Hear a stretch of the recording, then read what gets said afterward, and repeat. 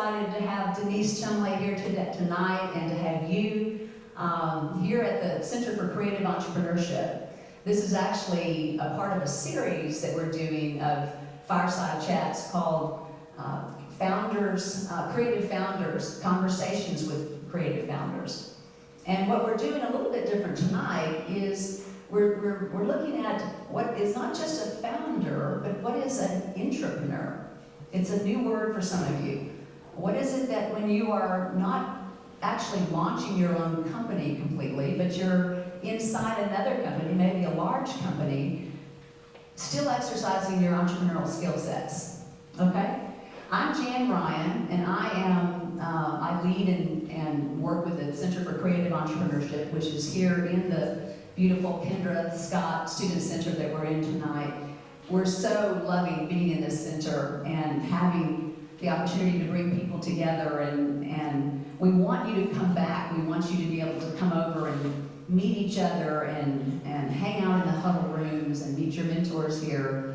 But I wanted to also just say a quick shout out to the Kendra Scott Well Institute. Leslie Robinson is here. She also is inside of the Kendra Scott, where we're all tenants in here together, the Student Center. And then we're also doing a shout out to our Career Services Coordinator, Isabel, is also here tonight. So come back over and hang out with us, and we'll be able to get to know you even better. So tonight I want to introduce you to an amazing woman, Denise Chumlea, who is the Chief of Design, the VP of Design for Kendra Scott, one of the most iconic brands and most iconic cultures of retail in the nation. So when I think about the word entrepreneur, Denise, what comes to mind to you? Because you're the quintessential entrepreneur. And I think actually only recently have been able to recognize that within yourself. So tell us a little bit about what that means to you. Well, you were the first one to bring that term to me, and it really validated, I think, the 17 years that I've spent at Kendra Scott. When I first started at Kendra, my vision for life was to become my own entrepreneur and have my own business. And when you had brought that term to me, I was like, oh my gosh, I've been doing this the whole time. But I've been doing it under the scope of Kendra Scott, the brand, and really growing up within the company. And so when I thought of entrepreneur, I thought of all of those things that I've applied throughout my years here. Being proactive, being innovative, being a self-starter, being a change agent.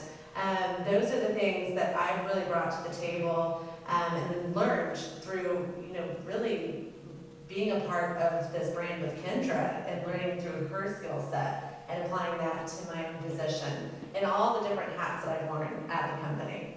One of the things that you'll find so unique about Denise is that she has actually been with the company for 17 years. Yes. She's actually experienced... Really? It couldn't age you, She has experienced every single milestone of growth the company has had. So she's going to have some fascinating stories here. She came in as a student, just graduating, had looked around a little bit. I'm going to let her tell her story. But I will say on the entrepreneurial side, many students, I think, feel the same way. They really don't know if they want to go start a company right now, but they're drawn to entrepreneurship, and they're drawn to that way of thinking. I remember when Kendra and I and Sheena Wagner was basically it was before the institute was born back in early 2019, and something I had said about entrepreneurship and how much activity entrepreneurship was beginning to have, they both just lit up because as Kendra said, she said, I think my entire company is filled with that because I look for people with an entrepreneurial mindset. I want them to be able to be led toward action. So let me just say a couple of questions here and let you begin to tell your story because she has such rich stories. But you remember very clearly 17 years ago, back when many of the students here today, you were just coming out and trying to figure out what path to take in life. Tell us a little bit about that part of the story. Great question. So I started UT back in 2000, year 2000, graduated in 2004. I actually wanted to get a degree in fine arts, but my parents really led me to going the business route. My dad's an attorney here in Austin, and he was like very by the book. He was like, you need to do that, and then we can focus on art. And I was like, but I really would love to be a part of the creative school here. And so anyways, I ended up going down the Redmond Combs route. I chose marketing because I felt like that was the most creative form of the business school, really. And so I loved it. I loved the idea of connecting to the customer, of the creative associated with more of the business mindset.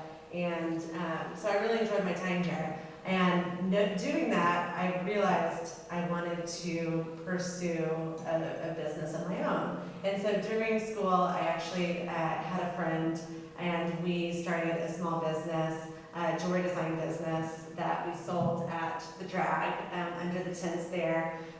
We also worked with a few boutiques here, and I got the itch. I was like, I love jewelry design. I've been doing it since I was a kid. I love connecting with customers, and so I did that.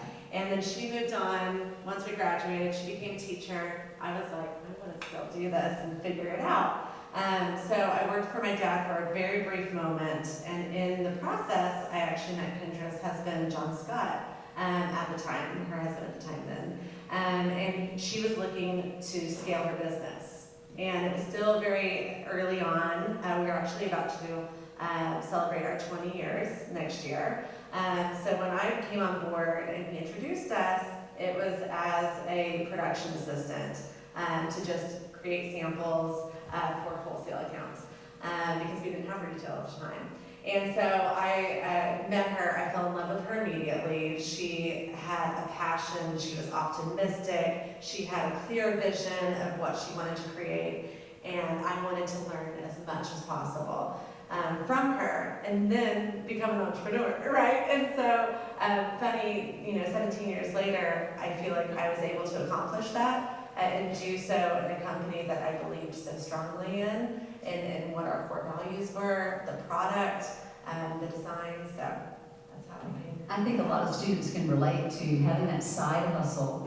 That's so fun in school. Are you glad you did a side hustle while you were in school? Tell us what that taught you and how it shaped your career. Oh, that's a great question. So I had to be a really good time manager because I wanted to be a good student. I also wanted to fulfill this passion. And so I didn't have much of a social life when I was trying to navigate both, but in the end, it really worked out for me because I was able to apply those learnings to Kendra Scott and my career. But I would say I took a risk, and I had side jobs to support the income in order to pay for the beads, the wire, all of that we were able to use to create our jewelry, our product. And then we did all of our own marketing, obviously, all of our own photography. It was really scrappy. And I think that scrappiness I was able to apply at Kendra when we had no money, no people to support. We were all wearing different hats.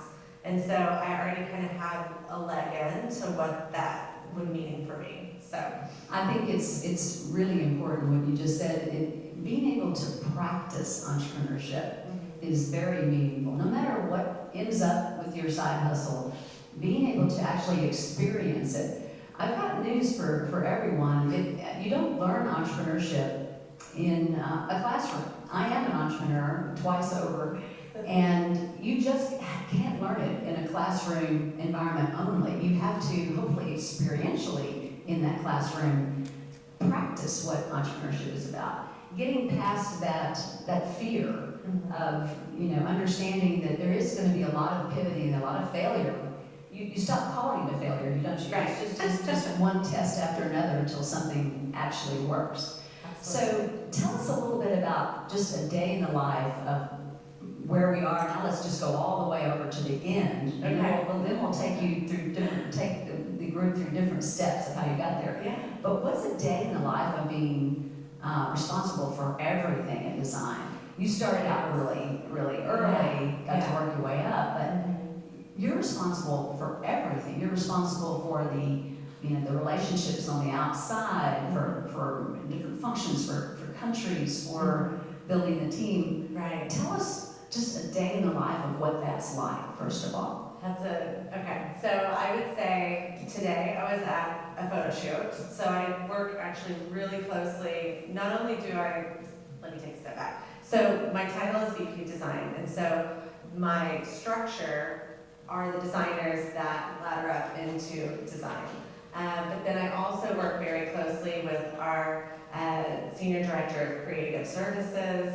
I work really closely with our merchandising VP, our sourcing VP. I also obviously work very closely with Kendra on the conceptual. So my days are always so unique and so different. It really depends on what we're working on. But I try and stay in that creative space and how that influences not just product, but the customer, the visuals, the store. Like when I'm here today, it just brings me back to helping build those initial stores that we have here at Kendra Scott, and how that has influenced our office design, which I was a part of. And now I'm able to take a step back and really partner with these amazing experts in all these different areas. So it's you have a lot of people working with you and for you, yes. but it's still the same feeling of fun and desire. I mean, are you where you want to be? Absolutely. One of the things I want to bring out is culture. I want you to talk a little bit about that, because when you talk to people who work for Kendra Scott, they all say that they're having fun, that they're getting to be them, their best selves. One of the things on their website, in their brand statement, that I think is beautiful, I'm going to read it to you. We are a fashion lifestyle brand of big dreams, colorful confidence, and inspired design, founded on family, fashion, and philanthropy. We believe that our employees and our customers are at the heart and soul of our brand, and that giving back is the truest form of success. I can tell you that I have not seen a brand statement like that really in my career, and there's probably not a lot of them out there. It's a part of what makes Kendra Scott different, but I want to ask you to comment a little bit about what you think makes Kendra Scott the brand different, and then I want you to, if you could, talk a little bit about the design. Sure. Because it's not just the culture, but it's also the design. Absolutely. I think you raised a really great point that Kendra made way back when, where she hires entrepreneurs, essentially. And I feel like that is so much a part of our culture, because it brings the passion, it brings the dedication. Everyone acts as though this was their company and they were running it in their role. And I think because of that, our culture is full of people that just really care. They care about whatever role they're in, but they care about the product, the design, but really the customer and each other. And so when we say family, we're family first. And even though we have scaled to the size that we're at now, which when I started, there were about 6 of us, we treated each other like family. And like sisters at the time, it was all women. And I can say that that is still the case to this day, which is crazy, because we, again, have such a broad base of employees. And then we have our stores as well, obviously. So to have that culture extend out to these thousands of people now is pretty special. So, and I would say that we... Well, and it hasn't really changed, has it? I mean, from the very beginning, Kendra brought in these values that were very personal to her. And that's also unique, that from the very beginning, that same set of values is now working its way out into what is becoming now, it's valued at over $1 billion as a brand. So tell us a little bit about the 3 pillars for the values, first of all. When you think about, certainly what I just read is clearly the customer, this radical customer first orientation is a part of that. Does that come even into the design department? Oh, absolutely. Kendra is our customer through and through. And so when she is working with the design team, with myself, and we're looking at sorting a line or finalizing a line, she always goes back to what does the customer want, or what does the customer want that they don't know they want yet. And so she always has that lens on. And so it's super helpful because when you're in design, you can get so into your own head or really feel like, you know, your decisions are based on potentially your own personal taste. And you really have to take a step back and say, okay, this isn't about me. This isn't about us. This is literally about our customer, and Kendra can do that so well. And so she offers such a great perspective whenever we are working within design. And I can say that for And you then are interpreting the CEO's vision then. That's your Absolutely. responsibility. Absolutely. So she sets the vision, she sets the tone for design, and she really trusts me, Leah, our VP of Creative Design, our team, to really execute on that and to bring all of our skill sets together to meld, to create whatever that collection turns out to be. That trust is there. And then again, coming back with the customer lens, really I think is our special sauce.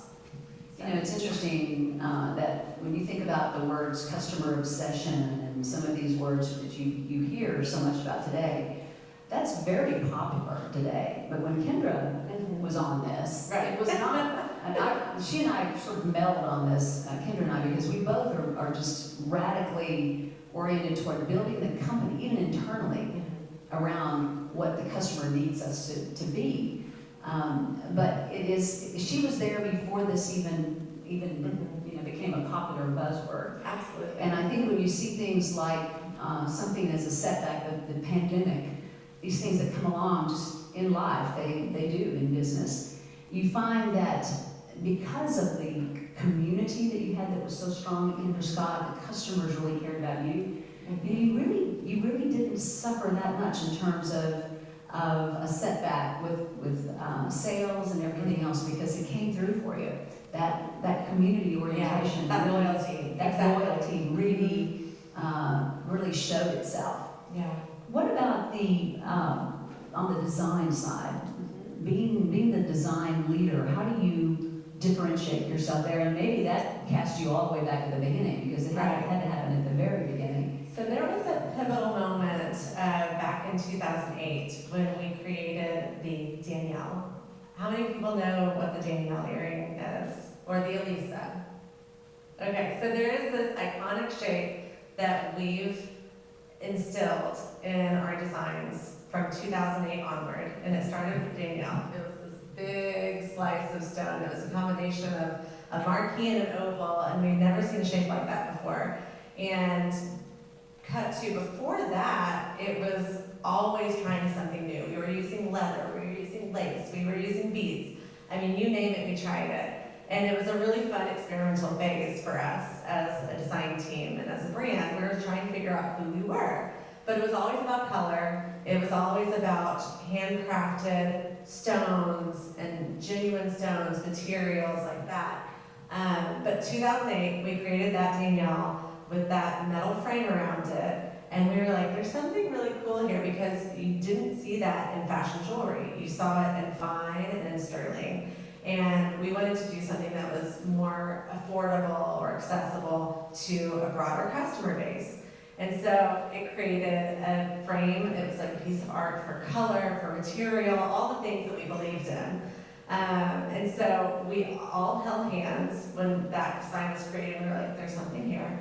And we said, okay, we're not going to pivot to the next technique or design aesthetic. We're going to really lean into this.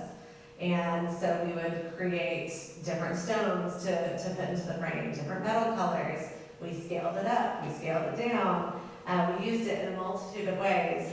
And we were sick of it. At one point in time, Kendra was like, are we still going to be doing the Danielle? And we all held hands and said, there's something, again, special here. We wanted to have an iconic look that was recognizable.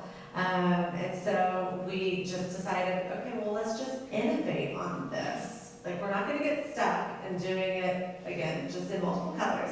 We have to innovate on how we interpret this for future. Sometimes you might not even see it, but we've really like done it in a very subtle way. But for those that love that shape, they see it and they really appreciate it. So anyways, we now have these kind of brand codes built into design codes built into our brand. So shape, color, material, and value. And anything that we do, we marry that plus our core pillars that you mentioned, family, fashion, and philanthropy, through that customer lens, and that really is the specialness that we bring. So you said shape, color, Material, and value. What does value? Tell us a little more about value. So it goes back to being an attainable, accessible brand. We know she's here. Yeah. And so what we also do as well, as really making sure that that perceived value is equitable to what we are charging the customer. We also instill, versatility, I would say, in our pieces. So you can wear a lot of our pieces in multiple ways, so you can get a lot of wear out of our designs, and that convertibility has been really successful for us. So you carved out a real distinct white space for yourself. Mm-hmm. You filled a gap. And every entrepreneur that's successful is able to do that, to find a way to stand out in the noise, especially in the 21st century. If you're interested in an entrepreneurial venture, you've got to understand how you're different, how you own that. Many times I think of the word brand as just being a promise. What is your promise to the customer that you're going to be doing? Yeah. And part of the promise, I think, for Kendra Scott is experience. So the literal experience of buying and coming into a store. I mean, how many people do you think are out there making jewelry today? Quite a few, right? But somehow, Kendra Scott stands completely out separately. Tell us a little bit more about the thinking. Did that happen on purpose? Was it purpose-driven, or did you notice that this was happening, or tell us more about it? Well, I think that there was a critical moment when we first launched, our first store. So back in, I believe, 2010, I think it was November 2010, we launched our first store on South Congress. And I remember Kendra being so excited. It was a huge risk for her personally, for the company to do this, but she wanted to have that control, that personal connection to the customer. And we couldn't get that with our wholesale accounts. They were great partners, but they were still in between us and the customer. And before we had a full wholesale side to the business, we were doing private label, and that didn't even have our name on it, right? And so it was a critical moment where we said, okay, we have to reach her directly. And when we did that, we knew we had to do something different from a brick and mortar perspective, and we had to create an experience. And the experience that we created then was the color bar. So we launched that store with that color bar, and I still remember doing this beautiful wall of stones. It was our brand logo, our medallion, and we did these acrylic boxes, essentially. They were huge, and we filled them with beads. And our intention was that we were going to change it out every season. Well, we did that twice, and it was a nightmare. So so then we made it very digital and cool and ombre. But anyways, we knew that color bar for us was our differentiator.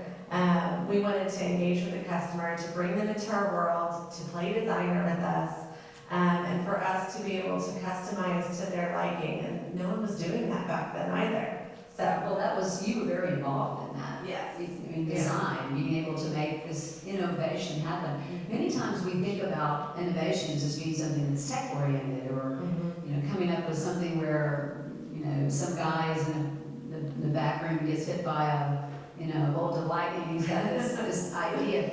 It's really a team effort, and it's iterative. And I think there's so many innovations inside of Kendra Scott. The idea of experience being definitely one of those. Again, 20 years later, it's very popular. Now, experience is a part of marketing. Right. Kendra had that before that became popular. Some of the things that I think the students might be interested in also are maybe just an example. We talked about being an entrepreneur. Okay, so now you're in the company several years, and somehow you decided not to go out on your own. Right. There was a moment in time you decided, I'm here, I'm staying. I'm in it. Because I'm getting to do some of these things that I want to do, and I'm getting to create. And so tell us about one of those entrepreneurial things that you were able to do. Okay, so I think it was probably 2 years in. Kendra had asked if I would go to Asia to visit our vendors and also to source new vendors for the company. And before that, we were working with a sourcing agent, and so we were able to do a lot of that just virtually. And so there was no need to really travel. But we decided we needed to have boots on the ground there, and so I was like, okay, sign me up. I never said no. She would ask me to do all sorts of things. And I was like, okay, I'll figure it out. It was a really cool experience for me because I was so young at the time. I didn't have a lot of ties to being home that often. And I was like, I would love to travel. I'm from Austin. I went to UT. I'm like, I'm ready to get out. And so I went to Asia for the first time by myself, and it was quite the experience. I was able to go to these trade shows, find new vendors. They would pick me up at my hotel, and they would take me, on 2-hour car rides to their shops, and I would work with them on the designs that we were working on. And it gave me a sense of what an entrepreneur would do in that situation if they were just starting out, by seeking out new business partners, setting up really the financial side as well as the product side, and building those relationships. So I got to do that at 23 years old, and it was super cool. And 23? Wow. Yeah, it was fun.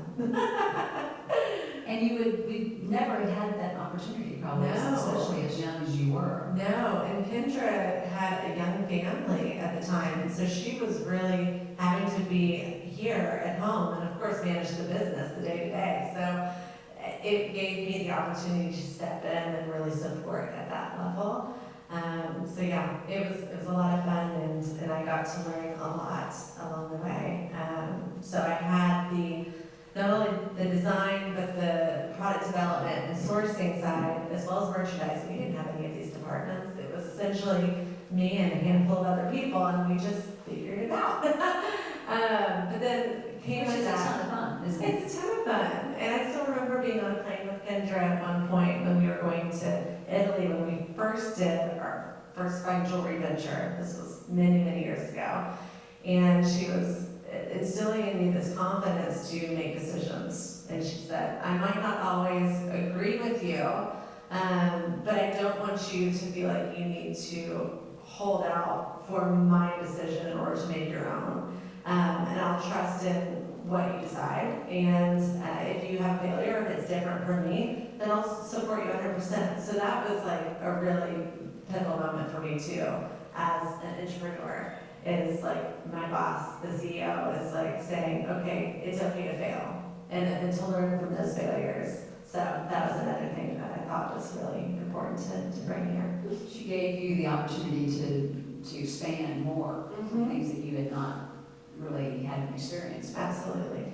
Well, before we move to some questions from the audience, I wanted to talk a little bit about just team, because I know during scaling, you've hit all these milestones. Now you're a big company, and now you've got a big team. Right. Just for the benefit of our students, what are some of the roles in that team, and how does some of that fit together? Explain to us what a scaled company looks like on the design side.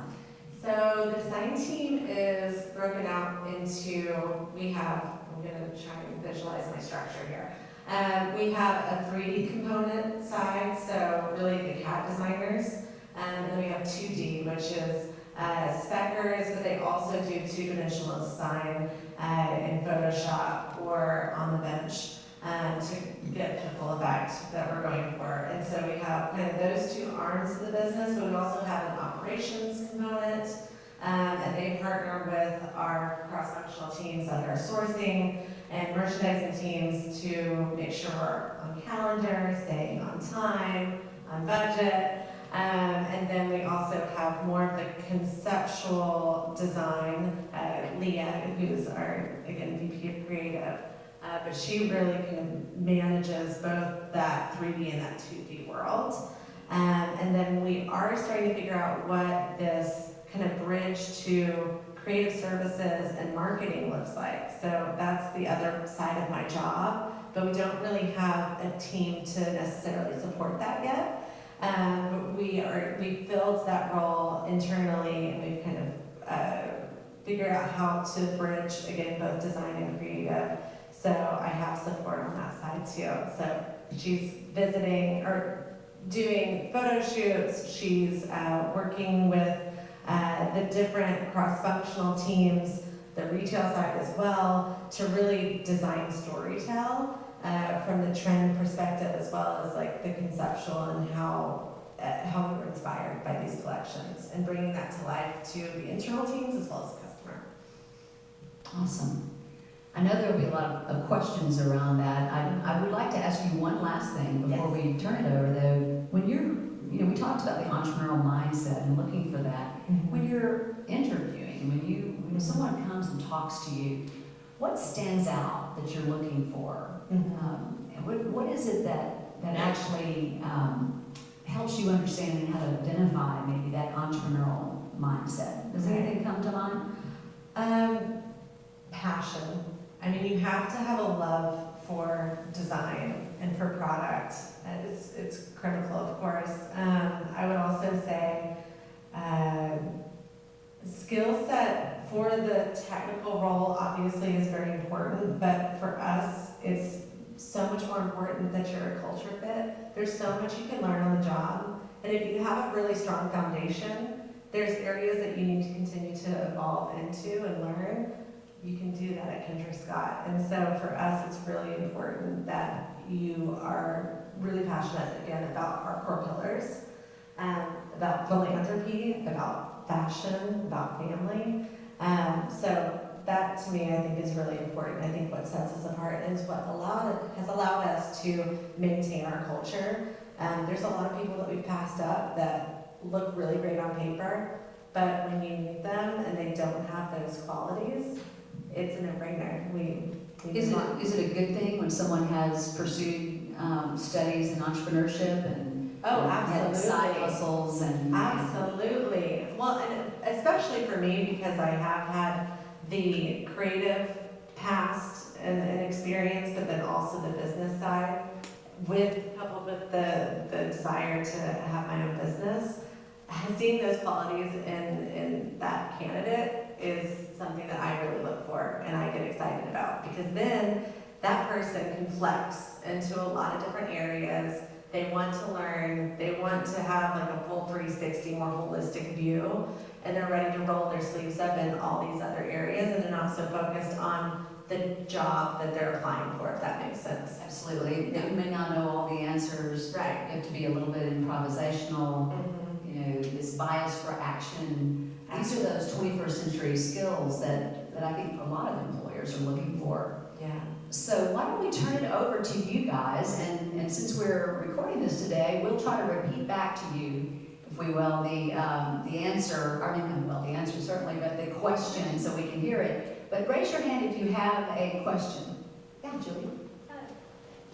So my question for you, Denise, among all of your successes as an entrepreneur, what was one of your earliest failures, and how did you learn and grow from that experience? Good question. Earliest failure as an entrepreneur, and how did you learn and grow from that? I feel like I've had so many. I would say, oh my goodness. I would say that a lot of times it would be related to product. You know, you think you have a really great idea, a great design concept, and then it just falls flat for the customer. And I've had too many to count, you know, and so I feel like when I think we don't listen to the customer and we feel like we're trying to push her or him too far in one direction, and don't really, again, take it back to them, then there are those failures, and so then it kind of kicks back and says, okay, we need to take a step back and really, again, listen to the customer. Yeah, I think probably the hardest word of that is the earliest earliest failure, Yeah. right? Because there's failures. Right, right. Yeah. Who else? Another question? What would be some of the tips you would give yourself as a freshman in college, or anything you do different? Great question. What are the tips you would give yourself as a freshman in college? Trying to think of a freshman. I was thinking definitely of a graduate, just have a passion for learning, and really say yes to as many opportunities as possible. But I would say apply that to being a freshman as well. I feel like, again, I never said no, and that's something that Kendra had instilled in me.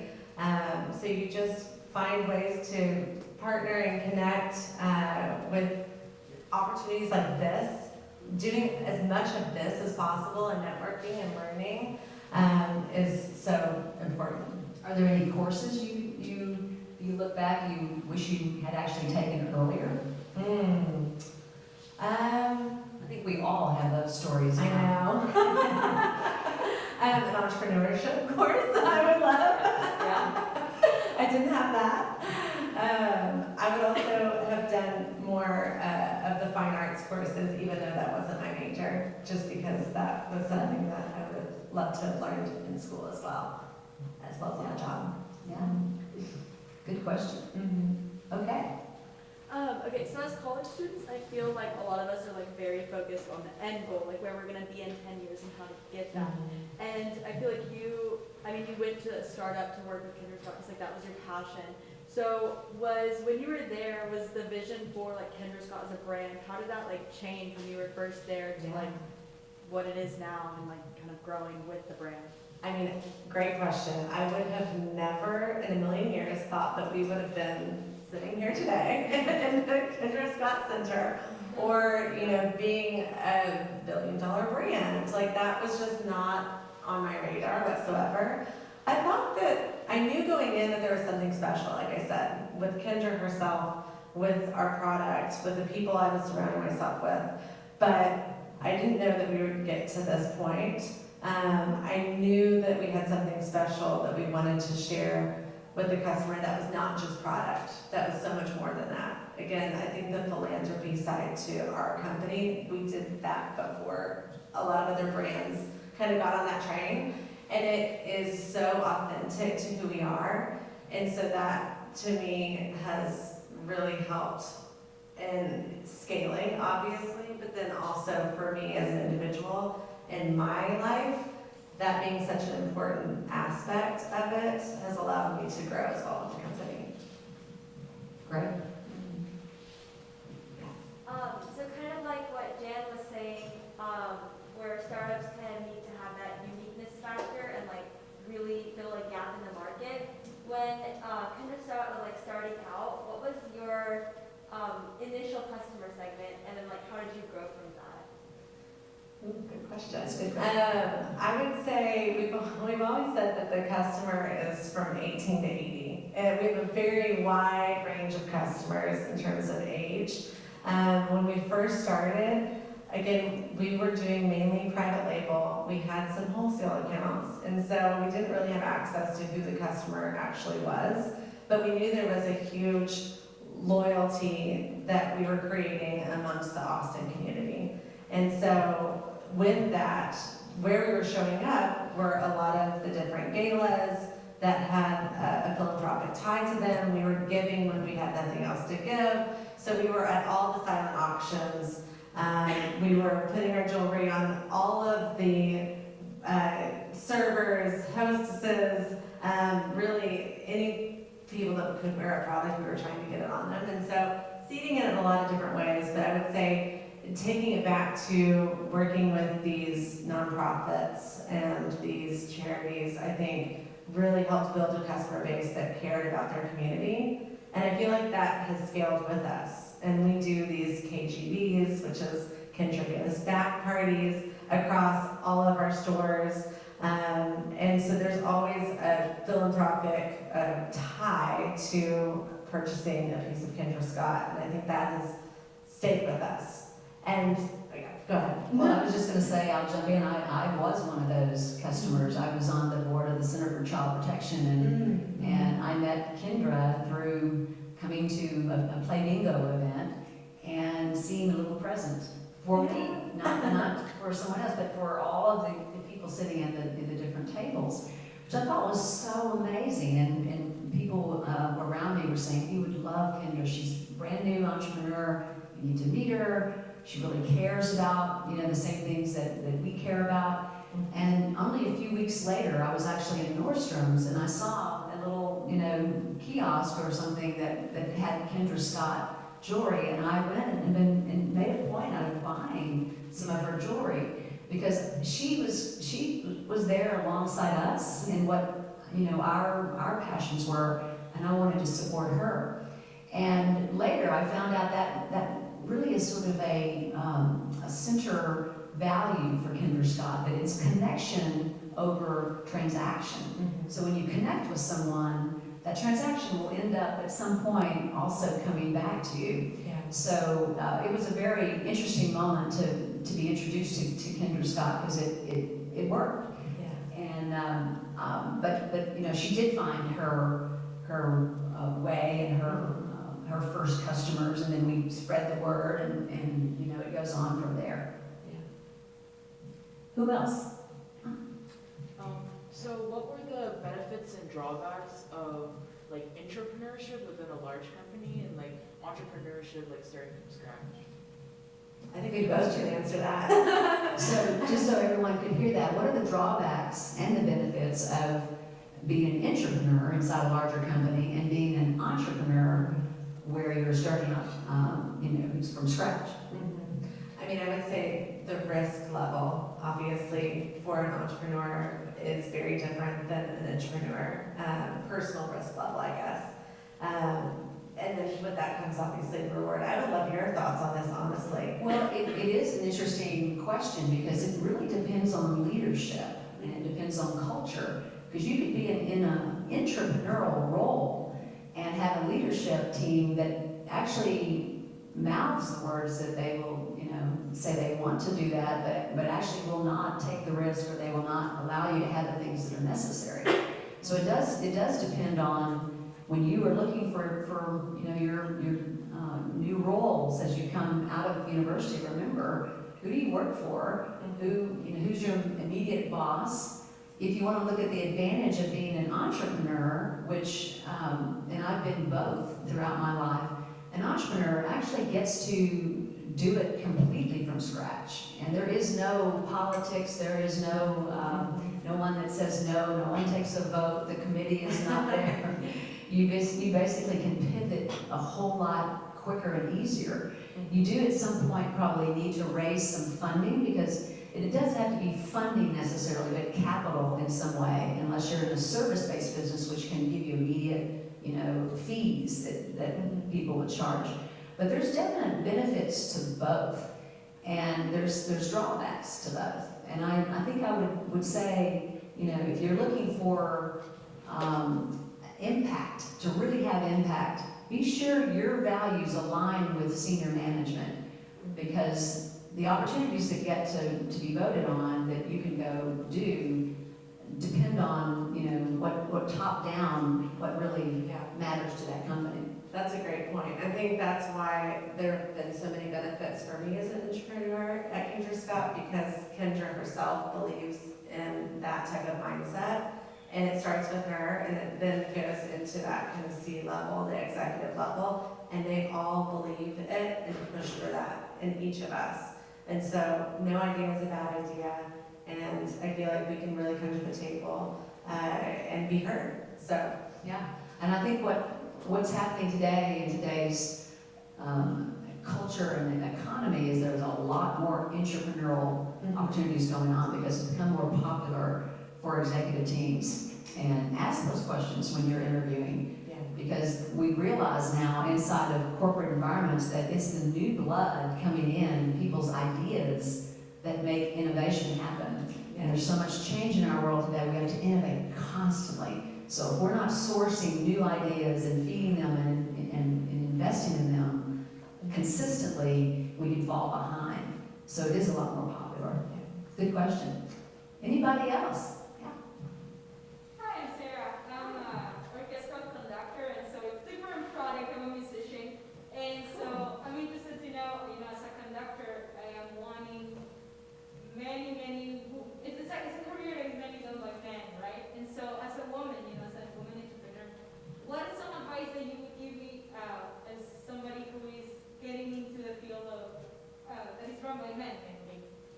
Good question. Yeah, good She's an entrepreneur, she's a entrepreneurial conductor and in a field of men. So what would you give her as advice that can apply? Because this is, it's so true what you brought up, Sarah, that, no matter what field you're in, all of these same things apply. You can listen to another, especially another woman's journey and learn so much no matter what discipline you're in. Yeah. That's a really great question. I mean, lucky for me, I've grown up at Kinder Scott, and it has been predominantly women, and so I haven't had to navigate a lot of the pitfalls I think that other entrepreneurs do within other industries. So again, I'd love your thoughts on this too. I can probably answer to that easily because I grew up in the technology world where many of the teams that I was a part of were all men. I actually was a CEO once of a company coming in as an interim CEO, and I had something like 27 men in the team, and I kid you not, I did not even realize I was the only woman as CEO for at least 3 weeks. That's how endemic it was, just working in a man's world where I was. But what all women need to understand is that they need to find a way to let their voice be heard. I think the days of women being silent needs to end, guys. This is a different world today. And if you can find ways to join the conversation or even initiate the conversation, let others know you have something to say, that's step one. You want to surround yourself, even if your work environment is not with other women, you want to surround yourself with a close group of women. It really helps. We support each other. Women helping women is where we're changing this. The change is being made. And sometimes it just gets weary when you're with women and they maybe talking over you or whatever. But you have something to say, and you should find your opportunity to say that. So many women don't come to the table because they came back. There are studies that show, even as recent as just 18 months ago out of Columbia, there's studies that show women not speaking in a room filled with men as much as 92%, 70 to 92% of the time, they don't speak. If a man, conversely though, is in an environment where he is outnumbered by women, there's no difference in the amount of time he speaks. So this is where we need culturally to understand this is going on, and we need to find a way to let our words be heard and just accept that. Eventually some of this will change. One of the interesting things you should know though is that it's a welcome sight to see a woman composer. People love that. There is a joy to a lot of the changes that are happening here. When you see women stepping into positions of leadership and authority, people recognize that. Don't you believe? Absolutely. We're in a completely new day. Oh yeah, definitely. It's been really amazing to witness Kendra, even especially in the early years, being that woman still in a man's world, even though we're in jewelry, right? There were a lot of those moments for her where she had to be confident and strong and have a loud voice. And I learned so much from you just being a part of those experiences with her, so, yeah. Yeah, finding ways to raise your own confidence. You know, sometimes we need a little bit of thicker skin. I call it, Right. healthy scar tissue.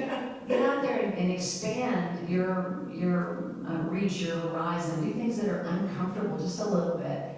And when you do that, you find that you actually can overcome, and then you feel a little bit bigger and better. So you're even more comfortable in your skin. So try something else that you haven't done. I always say that your comfort zone is where your dreams go to die. Stay out of the comfort zone. Push yourself out there, because that's what life is about. That's where your life will get bigger and bigger when you try new things, and then you overcome. And you use what we really have so much more of, which is empathy. Use empathy for people around you. Try to slip in, to their skin on the other side of the table and try to figure out why they're being the way they are. And women are just good at that. Build the team. That's a great call out. And hang out in KSL Institute, and we're going to give you a lot of examples to get involved and support each other and build some of those skills. Great question. Funny enough, the word empathy, we did a strengths finders. Have y'all heard of that before? Yes. Okay, cool. Use that, okay. For my team, we have a lot of people that had empathy in their top 5. And I think that's I think it's a really good benefit to being on the design team, but being in a women-led business like that, I completely agree. I see that. And how we can use that to our advantage as leaders. Exactly. In fact, we're finding more and more that leaders and leadership, including empathy, are more successful. Those are the teams that actually work. You're doing something right. And I'm so glad you took that opportunity to take a chance and work with a startup, because it's definitely worked out for you 17 years later. Yeah. Is there anything else? Any other questions at all before? Yeah, we've got one in the back. Hi, my name's Lillian, and I'm an experience designer. I know we've talked a lot about, getting customers' input and keeping them really in the forefront of our design thinking. I'd like to hear more about Linda's thoughts of best practices for getting input and feedback from the customers. It's a great question. That is a great question. Can you repeat it for the? Yes, so say She's an experienced designer, and you're really looking for best practices, right? To try to understand. Yes, what are some best practices to get customer research, to go and speak with customers, get their feedback and input to implement in design? Right. So the biggest thing that we do is we have a direct line to our field teams. And of course, they have a direct line to the customers. So we love to keep that line of communication open within design and merchandising, specifically around product. So we'll have monthly calls with the teams, our district managers, our store managers, to hear insights from them as to what's working, what's not, what they want to see from us. We love doing store tours where we can actually talk to the customer firsthand. We also love working in the stores when we can. We do a lot of that during the holiday time period to support the stores. But whenever we can get in there and sell, we learn so much. So that's something that's very organic that we've instilled at a very early stage in the company. Our first store actually on South Congress was below our offices. So you actually had to walk through the store in order to get to your office. And that was fantastic because we were able to connect with the customer on a daily basis, right? So now we have a customer analytics team. We're starting to get a lot more insights into who's actually buying our product and what they're looking for. But I think it's those kind of, again, more organic moments that we get so much more out of what they want from us. Absolutely, and I think one of the things I admire so much about the Kinderscott brand and Kendra personally is that, as one of the design principles of observing the customer, in their own habitat, that's just endemic in the company. Just constantly observing the customer and understanding in their own world, what they do. You know, the heavy emphasis on philanthropy and how that is integrated so strategically into the brand also gives them opportunity to see customer and to be in situations at, you know, in different hospitals and outside of the. It's amazing how rich the opportunities are inside of Kendra Scott to actually have touch points with the customer, don't you think? Absolutely. And then that comes back to you through what? It's a good question. How does that channel back through to the design department? Again, very organically in a lot of ways, but we do get, I would say, multiple type of reports right back that really speak to design-specific needs from the customer. But we also, again, have moments where we are proactive in reaching out to our field teams for that feedback. So. Exactly. Okay, is there one more question before we break and have pizza? Yeah. Yeah, I was gonna ask if you had a favorite product or material. Ooh, there you go. Good question. Favorite product or material? One that you would just, you couldn't live without, you know? I would say I love abalone shell. It's one of my favorites. Me too. We've been able to really innovate within even that material a lot of different ways. We've crushed it, we've layered it with different materials, you name it, we've tried it. And I feel like the iridescence and just the naturalness of all of those colors morphing together, it's just beautiful. So that's probably my favorite material. Great question. Awesome, guys. Well, listen, let's just give a round of applause. It's